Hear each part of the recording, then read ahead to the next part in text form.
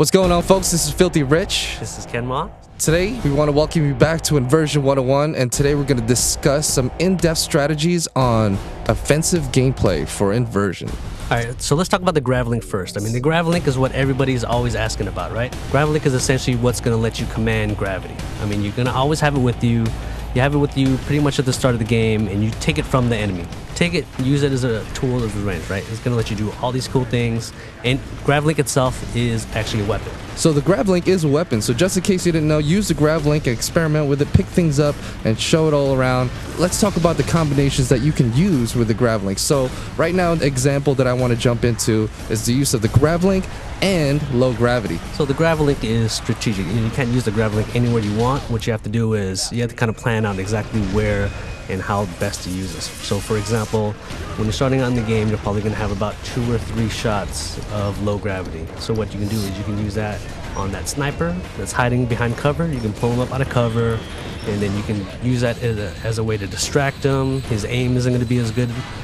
Later on, once you get a little bit better, obviously, you can put him up in the low gravity and then maybe grab an object out of the environment and throw it at him for a one-shot kill. That's a really, really cool thing. Now let's, we touched a little bit up on low gravity. Let's fill them in on high. Like, what's a cool situational thing that I would be put in to want to opt out to use high gravity? So high gravity, what it's going to do is it's going to increase the weight, 3-4 times. Once you hit an enemy with it, you'll see him stuck to the ground. He's kind of struggling. You've got about 5 seconds to decide what you want to do with him at that point.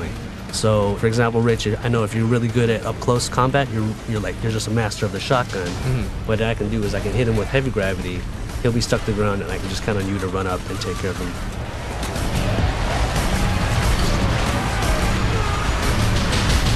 Movement, mobility is an important thing, but another thing we need to touch up on is zero gravity.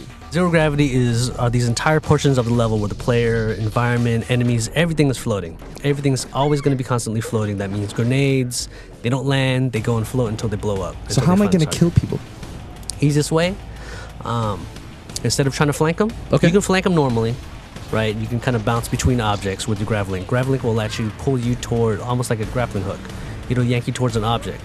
Once you start getting pulled toward this object, you can take out your shotgun, you can take out your sniper rifle, then you've got these cool mid-air battles where you're just kind of shooting at your enemy, and they'll be doing the same thing to you. So it's not uncommon to be darting back and forth and trying to get that, line up that perfect shot, and it looks cool and it plays great. So the next thing that we're going to cover is vector shifts. So vector shifts are one of the coolest things in this game, playing on 2 different playing fields against the same type of opponent and having everything work as they normally would, but with both priorities, mine and yours, still functioning how it would normally, but I would just see you on the side of a wall and kill you. I mean, so if you see, vector shifts aren't just cosmetic. Everything has completely shifted. Enemies are going to be running at you from the side of the wall, as you can see. Now, because of that, they've got these different angles on you now. So your normal cover that you thought was safe is not necessarily going to work the right way. So they can get these shots on you.